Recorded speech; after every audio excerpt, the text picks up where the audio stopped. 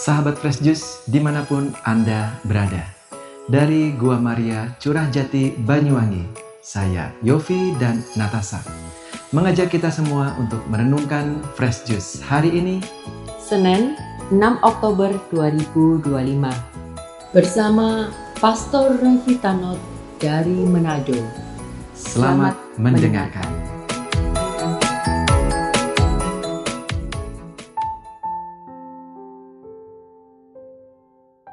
Salam sejahtera sahabat Fresh Juice yang terkasih. Betapa bahagianya kita dapat berjumpa lagi pada hari ini Senin tanggal 6 Oktober tahun 2025. Mari kita berkati seluruh hidup dan karya kita dengan mendengarkan dan merenungkan Injil Tuhan yang diambil dari Injil Lukas pasal 10 ayat 25 sampai 37. Pada suatu ketika, seorang ahli kitab berdiri hendak mencobai Yesus. Guru, apakah yang harus kulakukan untuk memperoleh hidup yang kekal? Jawab Yesus kepadanya, apa yang tertulis dalam hukum Taurat? Apa yang kau baca di sana? Jawab orang itu, kasihilah Tuhan Allahmu dengan segenap hati dan dengan segenap jiwamu, dan dengan segenap kekuatanmu, dan dengan segenap akal budimu. Dan kasihilah sesamamu manusia seperti dirimu sendiri. Kata Yesus kepadanya, benar jawabmu itu, perbuatlah demikian, maka engkau akan hidup. Tetapi untuk membenarkan dirinya, orang itu berkata lagi, dan siapakah sesamaku manusia? Jawab Yesus, adalah seorang yang turun dari Yerusalem ke Yeriko. Ia jatuh ke tangan penyamun-penyamun yang bukan saja merampoknya habis-habisan, tetapi juga memukulnya, dan sesudah itu meninggalkannya setengah mati. Kebetulan ada seorang imam turun melalui jalan itu.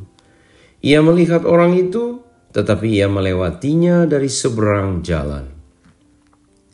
Demikian juga seorang Lewi datang ke tempat itu. Ketika melihat orang itu, ia melewatinya dari seberang jalan. Lalu datanglah ke tempat itu seorang Samaria yang sedang dalam perjalanan. Ketika ia melihat orang itu, tergeraklah hatinya oleh belas kasih. Ia pergi kepadanya lalu membalut luka-lukanya sesudah menyiraminya dengan minyak dan anggur. Kemudian ia menaikkan orang itu ke atas keledai tunggangannya sendiri, lalu membawanya ke tempat penginapan dan merawatnya. Keesokan harinya ia menyerahkan 2 dinar kepada pemilik penginapan itu, katanya, rawatlah dia, dan jika kau belanjakan lebih dari ini, aku akan menggantinya waktu aku kembali. Menurut pendapatmu, siapakah di antara ketiga orang ini adalah sesama manusia dari orang yang jatuh ke tangan penyamun itu? Jawab orang itu, orang yang telah menunjukkan belas kasih kepadanya. Yesus berkata kepadanya, pergilah dan lakukanlah demikian. Demikianlah sabda Tuhan. Terpujilah Kristus.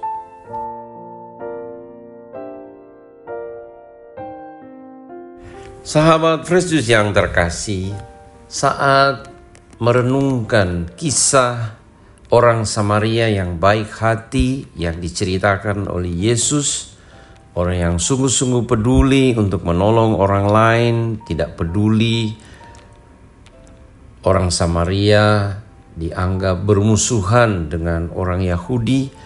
Akan tetapi orang Samaria ini dia tidak melihat latar belakang orang yang disamun.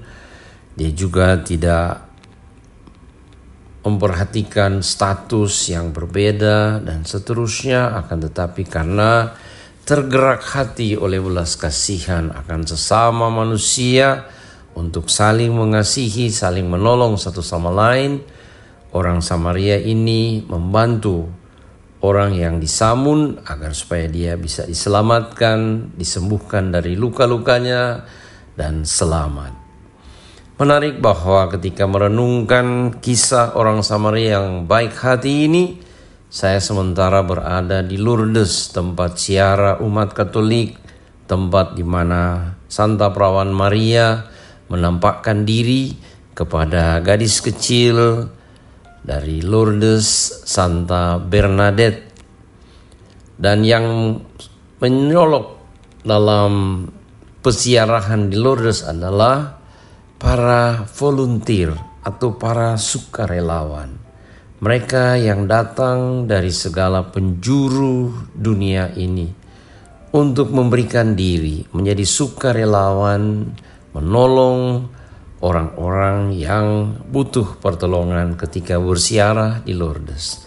Tentu pertama-tama orang-orang yang tua, orang-orang yang cacat, orang-orang yang sakit, yang perlu ditemani, dibantu, dipapa, ditarik dalam sebuah tandu, dalam kursi roda, diantar dari tempat di mana orang-orang sakit, orang-orang tua ini menginap untuk dibawa ke tempat ziarah untuk membantu mereka ketika mereka membasuh diri mereka agar supaya mujizat dapat terjadi. Dan para volunteer ini yang datang dari segala penjuru dunia, mereka bukan hanya orang Katolik, mereka dari berbagai macam agama yang merelakan diri untuk membantu. Dan satu hal yang luar biasa adalah ketika mereka datang ke Lourdes, mereka tidak dibayar. Mereka sendiri membayar transportasi, bahkan penginapan dan makanan yang harus mereka makan setiap hari. Puji Tuhan, ada begitu banyak donatur dari seluruh dunia yang mau untuk menyumbangkan. Akan tetapi para volunteer ini namanya sukarelawan, mereka sama sekali tidak datang untuk mendapatkan upah, akan tetapi mereka sungguh-sungguh memberi diri, menolong sesama orang-orang yang perlu dibantu. Mereka adalah anak-anak muda yang berumur 18 tahun ke atas, ada para perawat, ada dokter, ada pastor, suster, religius.